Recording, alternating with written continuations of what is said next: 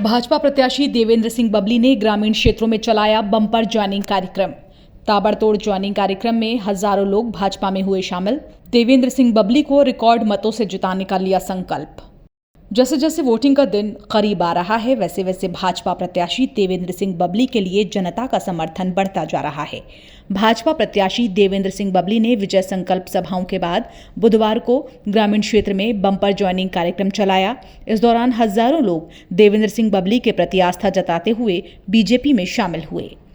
इस कार्यक्रम की शुरुआत डांगरा गांव से हुई। फिर ये कार्यक्रम माधुआना, बलियाला, कन्हड़ी, ललोदा, नागला, गाजुवाला, सनियाना, बोस्ती, ढाणी, सांचला, जांडली कला, धारसूल, म्योंद कला, जाखल मंडी, जाखल रेलवे स्टेशन, कूदनी हेड और जमालपुर में जारी रहा। इसके अलावा भाजपा प्रत्याशी सूर्य कॉलेज में एक निजी कार्यक्रम में भी शामिल हुए।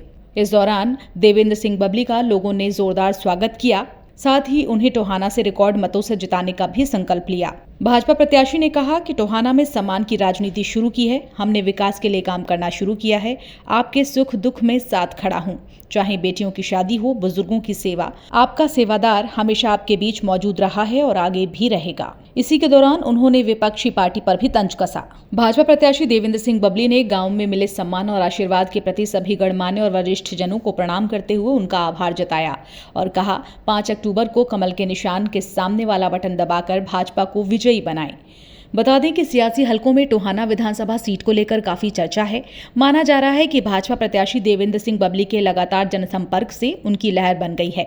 लोगों का कहना है कि देवेंद्र सिंह बबली जमीन से जुड़े नेता हैं, जनता के बीच मौजूद रहते हैं, आसानी से मिल जाते हैं, टोहाना में रहते हैं। वहीं दूसरी तरफ कांग्रेस प्रत्याशी परमवीर सिंह जब मंत्री थे तो उनसे मिलने के लिए चंडीगढ़ जाना होता था, वो भी प्राइवेट वाहन करके। उसमें 15-20 लोग हों तब भी गारंटी नहीं होती थी कि मुलाकात होगी ही। चुनाव में विकास तो एक मुद्दा है ही, लेकिन ये बातें भी चर्चा का विषय बन रही हैं। इसके अलावा कांग्रेस प्रत्याशी परमवीर सिंह को जनसभाओं में खाली कुर्सियों का सामना करना पड़ रहा है। अंदर अंदर ये सुगबुगाहट भी है कि लोग वीर शहीद भगत सिंह के अपमान पर कांग्रेस प्रत्याशी की चुप्पी से नाराज चल रहे हैं। उनकी सभाओं तक का बायकॉट कर दिया गया है। ऐसे में ये कयास लगाए जा रहे हैं कि टोहाना में कमल खिल सकता है। साथियों, 5 तारीख को वोट डालने, वोट की अपील के लिए आया।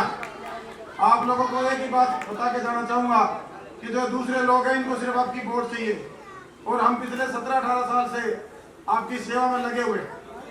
ये ना आपके सुख के साथी है, ना आपके दुख में आके खड़े हो सकते हैं, ना इनको आपसे कोई सरोकार है, कोई मतलब है। और हमने काम भी किया है, सर्व समाज के लोगों को सम्मान भी दिया है। और भाई टोहाना में 26 करोड़ की डेवलपमेंट लेके आया हूँ।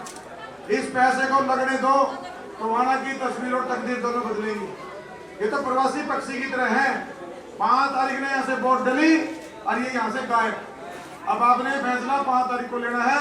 भाई तो हमने सेवा करने वाला, कोई तारी आंख बनवाने वाला, तारी को यात्रा कराने वाला, छोड़ियां में पढ़ाने वाला, छोड़ियां में घाम आने वाला, तारे सुख दुख में खड़ा होने वाला, खिलाड़ियों का आगे बढ़ाने वाला, अपना भाई बेटा बबली चाहिए है या ये देश के गद्दार चाहिए?